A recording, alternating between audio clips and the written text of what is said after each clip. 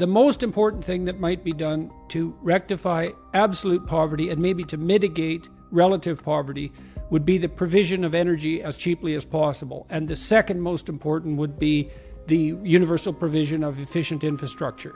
Is that a reasonable, are those propositions reasonable from the perspective of an economist? Yes, absolutely. Absolutely crucial. But I would say that the energy infrastructure, the energy is part of the infrastructure, the generating, distribution, and transmission capacity you need to get power, right, to people. That's a crucial, we kind of, the extension of that is we don't like to live in a society where some communities are systematically don't have these things, right? We kind of think everybody should have heat, everybody should have electric, everybody should have mobility, right, in your community. So I would say absolutely.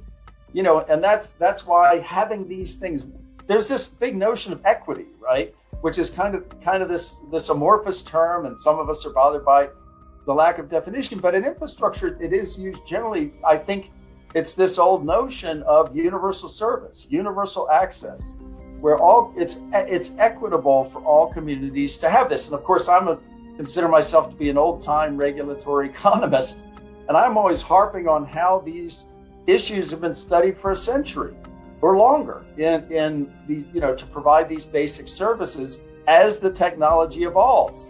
And now, of course, with this Zoom call, we know how important broadband internet access is, and kids need to have it for school, and people need to have it for work.